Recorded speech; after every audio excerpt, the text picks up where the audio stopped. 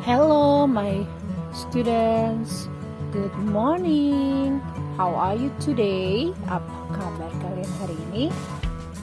I hope all of you are fine. Okay, it's time to learn English with me, Miss Puri. This morning, we want to study about time. Hari ini kita akan belajar tentang time. Time is waktu, ya. What are the goals for our chapter? Apa saja sih tujuan di chapter ini? The students are able to recognize kinds of clock. Murid-murid diharapkan mampu mengenali, membedakan jenis-jenis jam. The second is the students are able to express the time in 3 ways, orally and written. Murid-murid diharapkan mampu mengungkapkan waktu menggunakan 3 cara, baik secara lisan maupun tertulis. And the last one is the students are able to read the analog and the digital clock in 3 ways. Murid-murid diharapkan mampu membaca jam analog dan jam digital dalam 3 cara. Oke. Let's continue. Kinds of clock. Jenis-jenis jam. Jenis-jenis jam. There are 2 kinds of clock. Ada 2 jenis jam. The first is analog clock. Jam analog. The characteristics are, dengan ciri-ciri, there is short hand or clock hand. Ada jarum pendek alias jarum jam. There is minute hand or long hand alias ada jarum menit atau kita sebut jarum panjang. There is second hand. Ada jarum detik.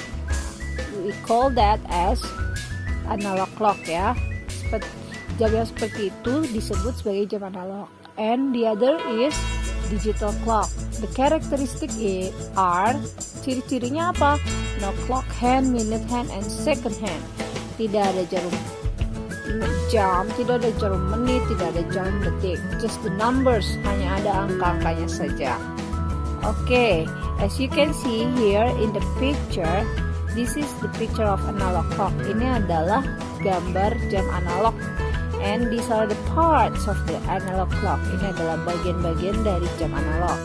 We have clock hand atau short hand. Kita punya jarum jam atau jarum pendek, ya. And then we have minute hand alias second hand, jarum panjang atau jarum menit. And the second hand is jarum detik, yang paling jalannya lebih cepat. Okay, these are the examples of clock. Ini adalah contoh-contoh jam. We have watch, ada jam tangan, clock, jam dinding, and alarm clock, jam alarm atau jam waker, ya. Nah, this is the picture of digital clock. Digital clock just the numbers. Digital clock itu hanya angkanya saja, seperti ini.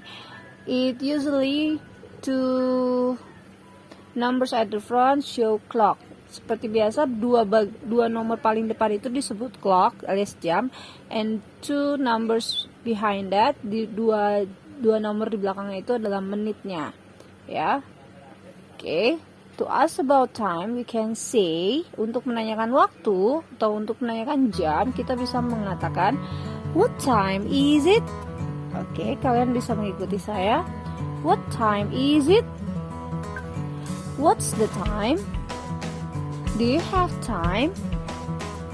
Ya, ini semuanya sama, artinya jam berapa.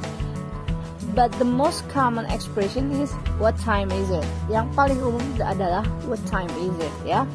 Yang paling umum. There are 3 ways in telling the time. Ada 3 cara dalam mengungkapkan waktu. The first is indirect way, cara tak langsung. The second is direct way atau cara langsung. And the last one is by using EM/PM. Okay, now you can see this is the analog clock. I'm gonna explain it. Saya akan jelaskan ini maksudnya apa. Nah, ini kan adalah jam analog. Jam analog ini pembagiannya seperti ini. Yang di sebelah kanan itu mulai dari 12, 1 sampai 6 itu kita menyebutnya sebagai pass alias lewat. Sementara lewat dari 6 sampai ke 12 itu kita sebutnya sebagai to alias kurang. Sedangkan bila jarum panjangnya menunjuk ke angka 12, kita menyebutnya sebagai o'clock alias tepat atau pas. Ya, jam 7 pas, jam 8 pas, seperti itu ya. Next, kita masuk ke the first way, indirect way, cara tak langsung. What does it mean? Apa artinya? It means we have to mention the minute, then the clock. Artinya kita harus menyebutkan menitnya dulu lalu jamnya. Nah, here are the common words that you can use. Ini adalah kata-kata yang biasa kita pakai. We have a quarter untuk 15 menit, a half 30 menit, pass lewat, to kurang. Sementara untuk o'clock sharp atau o'clock sharp itu ini tidak terlalu dipakai di indirect way karena ini langsung digunakan ya. O'clock sharp dan o'clock sharp mempunyai arti pas atau tepat. Oke, look at the example. What's the time? Nah, karena ini jamnya sudah jelas, kalau jarum panjang ke angka 12 disebut sebagai tepat atau pas. Jam 6 tepat. It's 6 o'clock.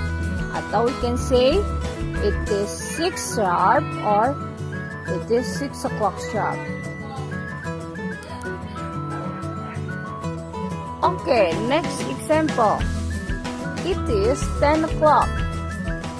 Ini jam 10 tepat. Atau kita bisa bilang it is 10 sharp or it is 10 o'clock sharp. Okay. It's easy, right? Yang itu gampang, yang sekarang yang ini. Nah, I have 2 clocks, 2 analog clocks. What time is it? It is blah blah blah. Nah, sekarang kita lihat yang first example, the blue clock, jam yang berwarna biru. You can see the clock show 3. Jamnya menunjuk ke angka 3. And then the long hand shows 4. Jarum panjangnya menunjuk ke angka 4. Jadi kita harus mengalihkan 4 times 5 minutes ya. Kalau untuk lewat mengalihkannya dengan 5. 4 dikali 5 sama dengan 20 menit. Jadi kalau dalam bahasa Indonesia, gambar yang pertama ini jam 3:20. Jam 3:20 menit itu it is 20 past 3. Ingat ya, we have to mention the minute first then the clock. Kita menyebutkan menitnya dulu lalu jamnya. And then yang berikutnya kita lihat jarum pendeknya di angka between 6 and 7, antara 6 dan 7. Jadi kita ambil jam sebelumnya, jam 6. And the long hand shows 6. Jarum panjangnya ke angka 6. 6 times 5. 6 dikali 5 jadi 30 menit. It is 30 past 6. Or you can say it is a half past 6. Boleh nggak it is-nya disingkat menjadi it's? Boleh. Ya, you may use it is or it's. Remember, in indirect way, we have to mention the minute first, then the clock. Kita harus jelasin menitnya dulu lalu jamnya dalam cara tak langsung. Oke, sekarang let's check it out another example. Nah, the clock hand shows 3. Jarum jamnya menunjuk angka 3. And the long hand shows to 10. Jarum menitnya menunjuk angka 10. Dia letaknya di sebelah kiri, berarti kurang. Kita tulis dulu jam 3.